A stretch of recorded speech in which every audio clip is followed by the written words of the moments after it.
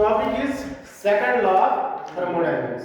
इससे पहले भी आप जो प्रीवियस लेक्चर था उसमें हमने थोड़ा सेकंड लॉ ऑफ थर्मोडायनेमिक्स के बारे में हिंट दिया, ठीक है। दरअसल जो limitation of first law of thermodynamics है, first law of thermodynamics conservation of energy या total energy of universe remains constant के बारे में बोलते हैं, delta E universe is equal to 0।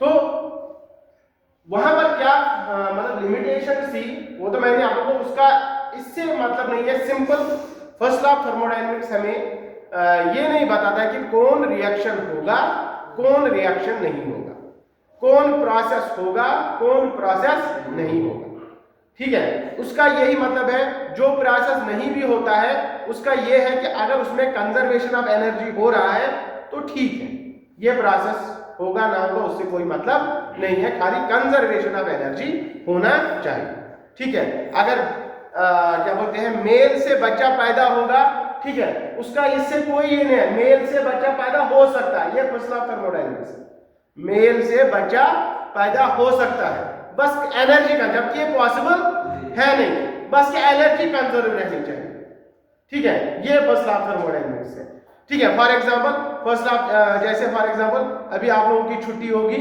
तो ये तो मतलब स्पॉन्टेनियस प्रोसेस है कि मतलब आप खेलने जाओगे, नॉन स्पॉन्टेनियस है कि आप पढ़ाई नहीं करोगे, ठीक है, ये पॉसिबल ही नहीं है कि आप पढ़ाई करोगे, ठीक है। ये आपके बारे में बता रहा हूं, ठीक है, स्टूडेंट्स के बारे में, ठीक है।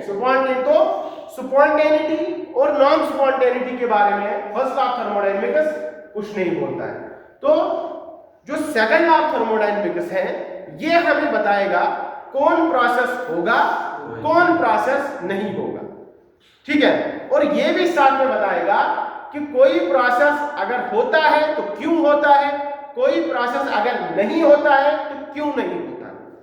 Is that clear? बात आ रही समझ में, ठीक है। तो इसके बारे में हमें कौन बता रहा है, सेकंड लॉ ऑफ थर्मोडायनेमिक्स, ठीक है बेटा।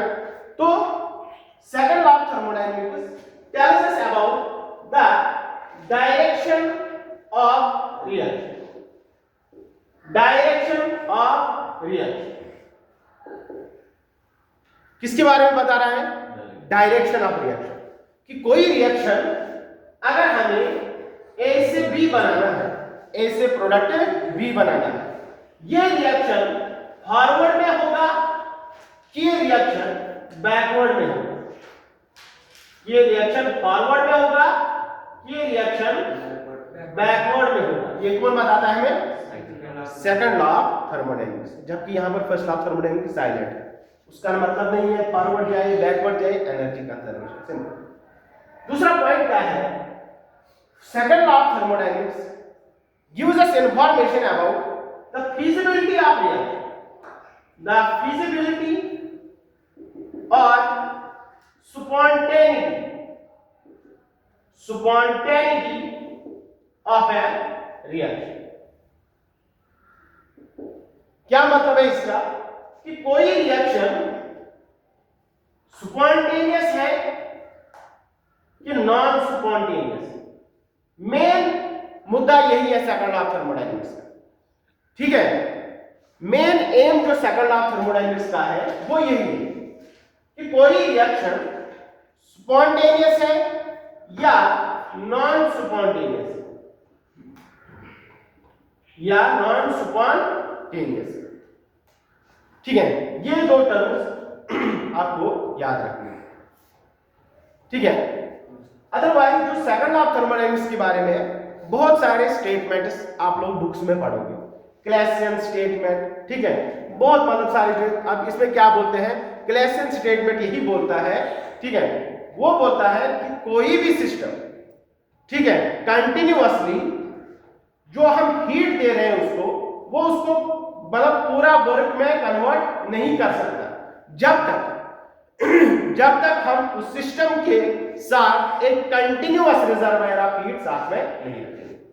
मतलब आप अगर किसी सिस्टम से वर्क ले रहे हैं, ठीक है, तो वो जो हीट है उसमें ऑलरेडी, तो ऑलरेडी उसमें इंटरनल एनर्जी तो होता है, या आपने थोड़ा सा हीट दे दिया, ठीक है, फिर आप बोलोगे ये इस थोड़े से हीट से हम कंप्लीट वर्क, आपने 50 जूल का हीट दिया था और आप चाह रहे हो कि 50 जूल हमें वर्क मिले, तो तो ये पॉसिबल नहीं है। हाँ पॉसिबल है, अगर आप 50 जूल से 50 जूल का वर्क, 50 जूल हीट से 50 जूल का वर्क चाह रहे हो, तो ये पॉसिबल तभी है जब आप उस सिस्टम को कंटिन्यूअसली हीट देंगे, जब आप उस सिस्टम को कंटिन्यूअसली हीट देंगे। ये क्लेसन का स्टेटमेंट है, ठीक है। और भी बहुत सारे स्टेटमेंट्स हैं, केल्विन प्लैंक स्टेटमेंट है, खैर उनसे कोई मतलब नहीं है। मतलब ये है कि second law of thermodynamics simply tells us about the spontaneity of a reaction. If anyone says you what is second law of thermodynamics, तो second law of thermodynamics is about the feasibility of reaction, spontaneity of a reaction, कि कोई reaction spontaneous है कि non spontaneous. ठीक है, अब ये spontaneous क्या होता है? स्पॉन्टेनियस होता है, पहला पॉइंट, द रिएक्शन या प्रोसेस, द रिएक्शन और process which occurs by itself या by its own। ऐसा प्रोसेस जो खुद ही होता है, ऐसा प्रोसेस जो खुद होता है, जिसमें किसी का मतलब क्या बोलते हैं उसको, मतलब इंटरफियर ना हो। ठीक है बेटा, ऐसा प्रोसेस, ठीक है, जो खुद ब खुद होता है, जो खुद ब खुद होता है। या दूसरा पॉइंट इसमें, प्रोसेस, ऐसा प्रोसेस which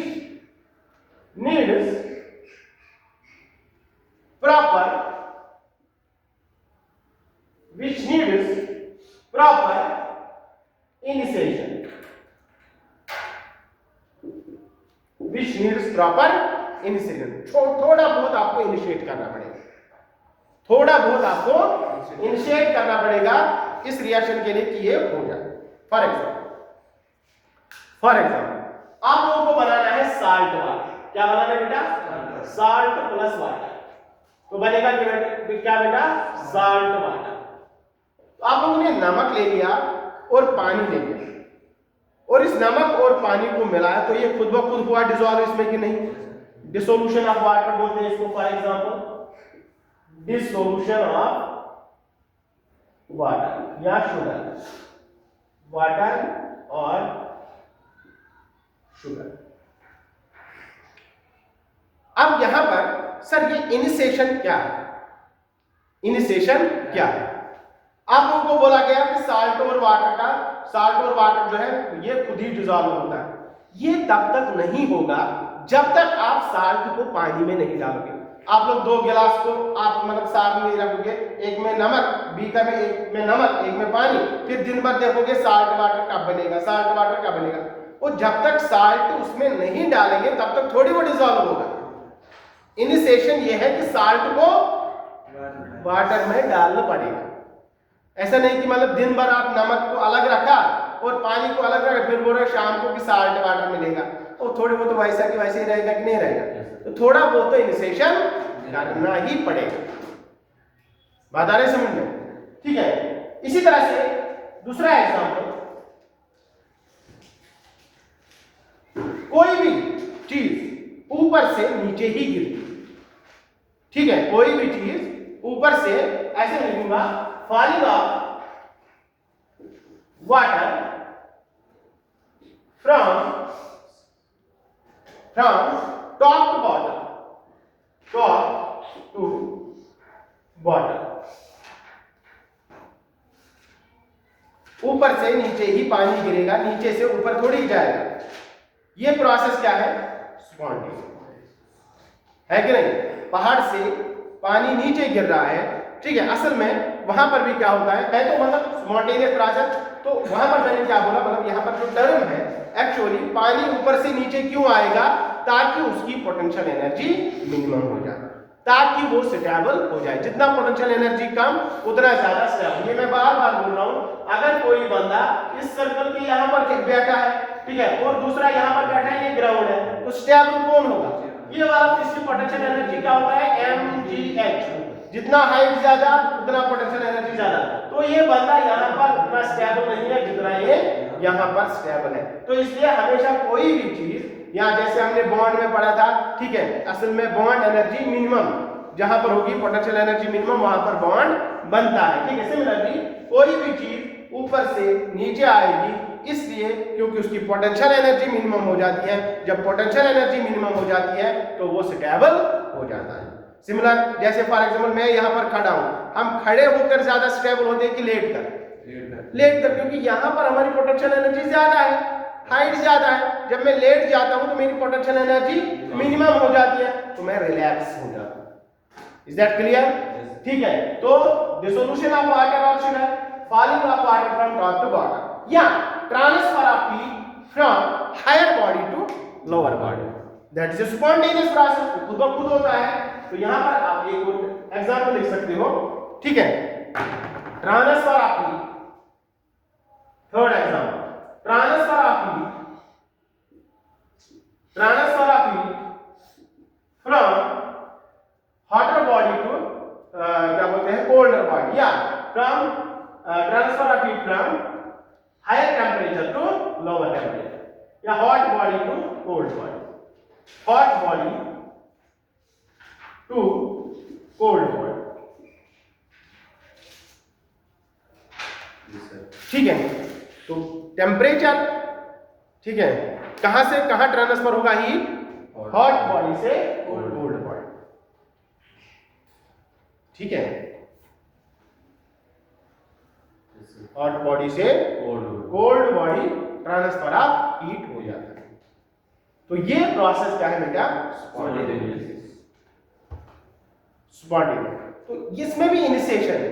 तो ये कब ट्रांसफर होगा? जब तक मतलब फॉर एग्जांपल मुझे ठंड नहीं लगती, ठीक है, अब मुझे मतलब गर्मी की जरूरत है, तो जब तक मैं वाटर रिजर्वायर के पास ना जाऊं तब तक थोड़ी मुझ में हीट आ जाए। जब तक मैं ब्लोअर के पास नहीं जाऊंगा, ठीक है, मैं अगर वही टेम्परेचर में रहा जहां पर कोल्ड है तो थोड़ी मैं हॉट बॉडी से यहां पर ट्रांसफर ही कर, तो मुझे इनिशिएट करना पड़ेगा, मुझे अपने आप को या उस सिस्टम को हॉट बॉडी के पास ले जाना पड़ेगा। बात आ रही समझ में? तो इसमें भी इनिशिएशन तो जरूरी होता है। तो अगर हम केमिस्ट्री की बात करेंगे तो एवरीडे लाइफ की एग्जांपल्स में आ रहा है, ठीक है, या अब अगर मैं यहां पर कुछ रिएक्शंस की बात करूं, अगर हम यहां पर कुछ रिएक्शंस की बात करेंगे, फॉर एग्जांपल अगर मैं hydrogen gas plus oxygen gas को आपस में मिलाता हूं तो मुझे मिलता है water, H2O।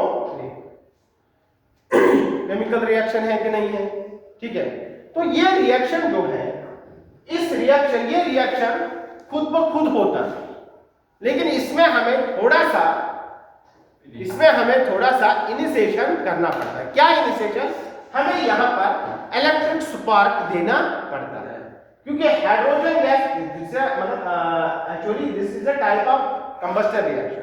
Hydrogen reacts in presence of oxygen, है कि नहीं? तो हाइड्रोजन क्या है? गैस। जब तक ये जलेगी नहीं, गैस है, हाईली फ्लेमेबल, तो इसको थोड़ा सा हमें जलाना पड़ेगा, फिर उस पर किसके प्रेजेंस में? ऑक्सीजन के प्रेजेंस में, फिर उसके बाद बनता है H2।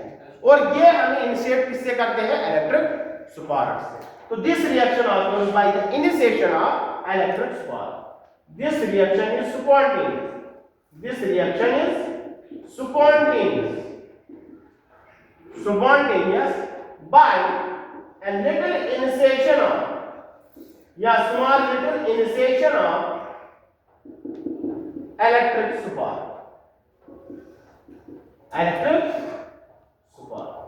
तो ये रिएक्शन स्पॉन्टेनियस है। क्या है? स्पॉन्टेनियस है। थोड़ा सा हीट दे, थोड़ा सा इलेक्ट्रिक स्पार्क दे दो, चिंगारी दे दो, लाइट मतलब जो भी है, ठीक है, तो ये रिएक्शन खुद ही हो जाएगा। क्लियर बेटा? बात आ रही समझ में? अब दूसरा रिएक्शन, अगर हम कार्बन सॉलिड चारकोल कोई भी देखो carbon solid plus oxygen, combustion of oxygen is a spontaneous process. तो ये बनाता है कार्बन डाइऑक्साइड गैस। तो यहां पर क्या करना पड़ेगा? आपको थोड़ा सा हीट देना पड़ेगा। कार्बन कोयला जो है उसको थोड़ा सा जलाओ, फिर वो दिन भर खुद ब खुद जलता रहेगा। ठीक है, तो थोड़ा सा हीट तो देना ही पड़ेगा। तो बाय हीट, डेल्टा, ठीक है, डेल्टा लिख लो, कोई बात नहीं। ठीक है, तो ये रिएक्शन क्या है बेटा? स्पॉन्टेनियस है, खुद ब खुद होता है। बात आ रही समझ में? क्लियर?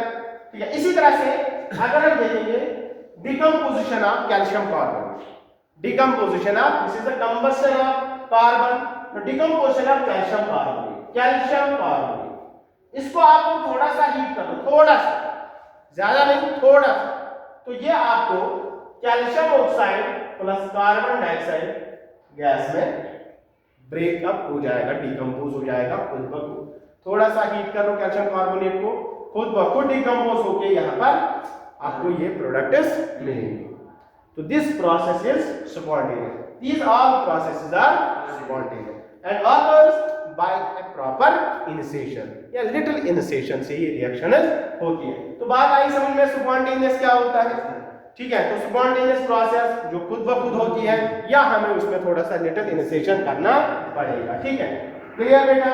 अब आ जाओ नॉन स्पॉन्टेनियस प्रोसेस। ठीक है, तो नॉन स्पॉन्टेनियस प्रोसेस क्या होता है? The process which does not occur by itself। क्या है बेटा नॉन स्पॉन्टेनियस प्रोसेस? ऐसा प्रोसेस जो खुद ब खुद नहीं होता, जो खुद ब खुद नहीं होता है।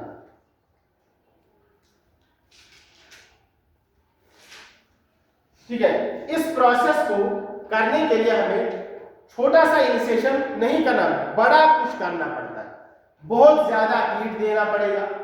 ठीक है, अगर आपको ये रिएक्शन करनी है 3 घंटे 4 घंटे आपको रिएक्शन हीट पर रखनी पड़ेगी, उसके बाद वो हो। बात है समझ में? तो ऐसी रिएक्शन जो खुद ब खुद नहीं होती है उनको हम बोलते हैं non spontaneous process. For example आप लोगों ने फ्रिज में कोई चीज रखी, फ्रिज में आप लोगों ने रेफ्रिजरेटर में कोई चीज रखी, उसमें किस लिए रखते हैं?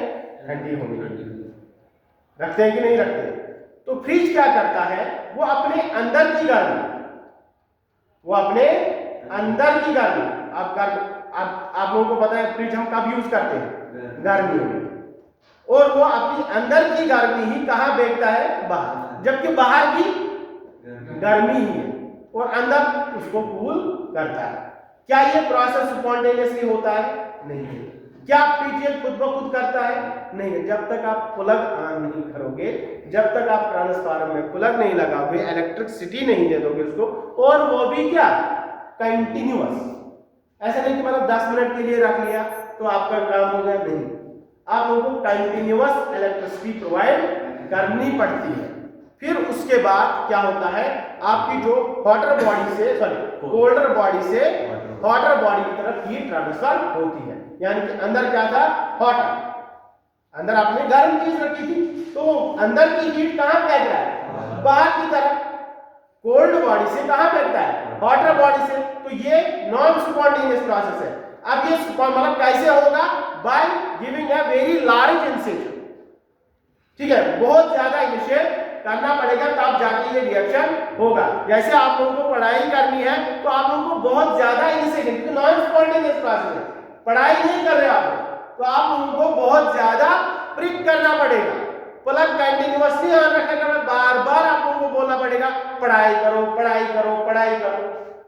ठीक है, तो स्पॉन्टेनियस क्या है? आप लोगों को खेलना है तो आप लोग खुद ब खुद निकलोगे, दैट्स द स्पॉन्टेनियस प्रोसेस। ठीक है, इसके बाद हम जब नेक्स्ट टॉपिक पर आएंगे फिर वहां पर क्लियर होगा क्यों आप लोग बाहर खुद ब खुद जा रहे हो और क्लास में क्यों नहीं आ रहे हो। ठीक है, इसके लिए भी क्राइटेरिया है। ठीक है, बता देंगे आगे। तो नॉन स्पॉन्टेनियस प्रोसेस क्या बेटा? Transfer of heat from colder body या cold body to hot, it's a non spontaneous process.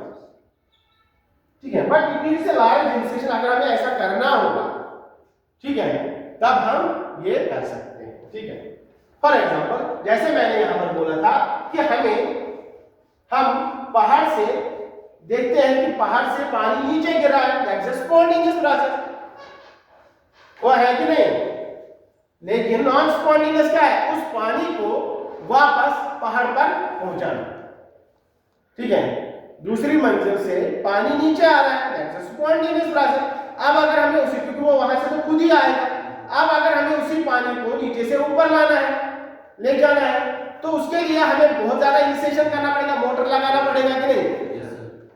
ठीक है, तो उस मोटर को भी क्या कंटिन्यूअसली ऑन रखना पड़ेगा। ऐसा नहीं कि मोटर को प्रिक किया और खुद ब खुद पानी चला गया ऊपर, नहीं। मोटर में फ्यूल डालो या इलेक्ट्रिसिटी दे दो, उसके बाद जब वो कंटिन्यूअसली चलेगा, कभी कभार तो कंटिन्यूअसली चलते भी 10 मिनट तक पानी नहीं पहुंचाता है। ठीक है, तो मतलब ये है कि उसके लिए आपको बहुत ज्यादा इनिशिएट करना पड़ेगा non spontaneous process.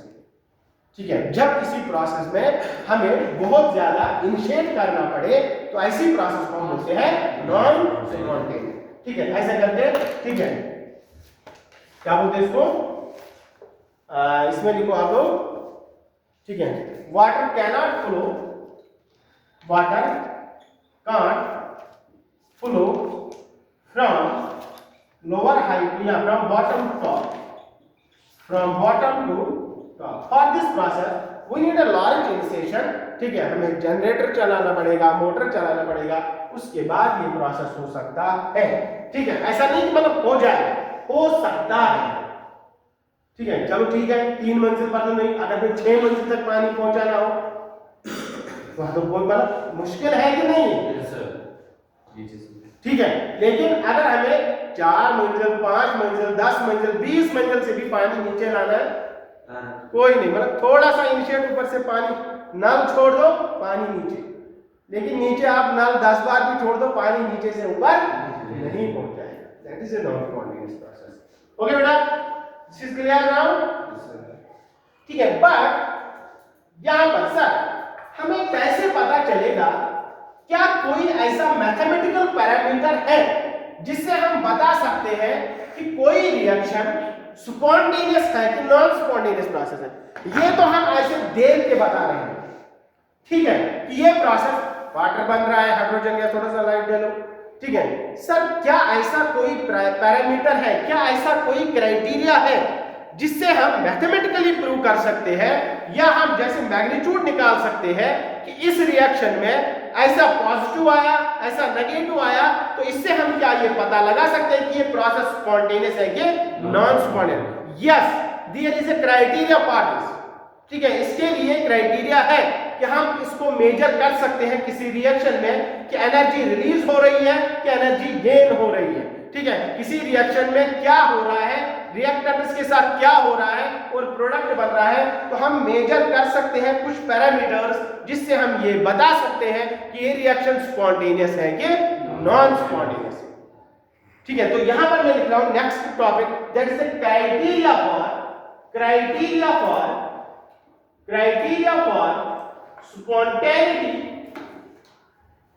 spontaneity of a reaction. Criteria for spontaneity of a reaction. ठीक है, किसी रिएक्शन के लिए क्या क्राइटेरिया है कि ये स्पॉन्टेनियस होगा कि नॉन स्पॉन्टेनियस होगा। पहले तो हमें पता चल गया कि स्पॉन्टेनियस रिएक्शन ये होता है जो खुद ब खुद होगा, नॉन स्पॉन्टेनियस होता है जो खुद ब खुद नहीं होगा। ठीक है, अब इसके लिए भी क्राइटेरिया भी है, तो यहां पर मैं लिखूंगा yes, there are 3 criteria to determine spontaneity of a reaction. तो बेटा सेकंड लॉ ऑफ थर्मोडायनेमिक्स अगर बात करेंगे ना, तो इसमें 10 लेक्चर भी कम से कम 2 घंटे 2.5 घंटे तो हम इस पर बात कर सकते हैं आराम से। ठीक है, तो अब यहाँ पर सिलेबस का हिसाब देखना पड़ता है, तो सिलेबस के हिसाब से भी चलना पड़ता है। तो there are 3 criteria to determine spontaneity of a reaction. The first one is change in enthalpy.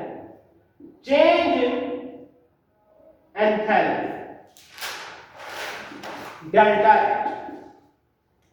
Change in enthalpy is the criteria for the spontaneity of a reaction. ठीक है, अगर एंथैल्पी में चेंज हो रहा है, अभी हम बताएंगे पॉजिटिव है या नेगेटिव है, तो हम ये बता सकते हैं, लेकिन श्योर नहीं। मैं फिर भी बात बता रहा हूं, यहां पर क्राइटेरिया है स्पॉन्टेनिटी का, बट श्योर नहीं बता सकते कि अगर एंथैल्पी में चेंज है, अगर पॉजिटिव है, ठीक है, सॉरी, अगर नेगेटिव है तो स्पॉन्टेनियस है, अगर पॉजिटिव है तो नॉन स्पॉन्टेनियस है। ठीक है, हाँ, मतलब किसी हद तक 50-60% हम इससे बता सकते हैं कि ये रिएक्शन स्पॉन्टेनियस है कि non spontaneous, but not always. ठीक है, उसके साथ भी हम एक्सेप्शंस बता देंगे साथ साथ में, ऐसा नहीं है। Second one is change in entropy.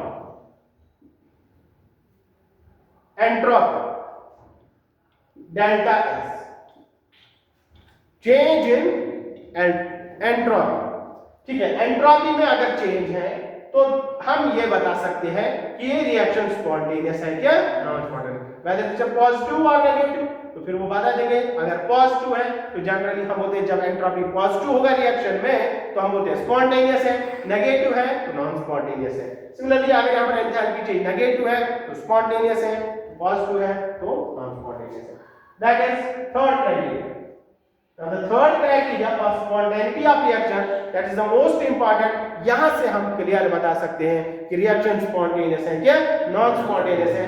That is Gibbs free energy, Gibbs free energy, यानी कि डेल्टा जी, यानी कि डेल्टा जी।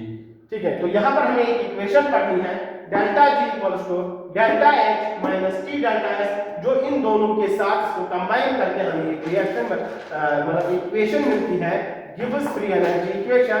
तो वहां से हम फिर फाइनल कर सकते हैं कि ये रिएक्शन स्पॉन्टेनियस है कि नॉन स्पॉन्टेनियस है। ठीक है, so tomorrow the next lecture will be on enthalpy change and entropy change. ठीक है, फिर उसके बाद last lecture is Gibbs free energy. तो यहां पर हम फिर थर्मोडायनामिक्स को बंद करेंगे, फिर नेक्स्ट होगा हमारा ऑर्गेनिक। ठीक।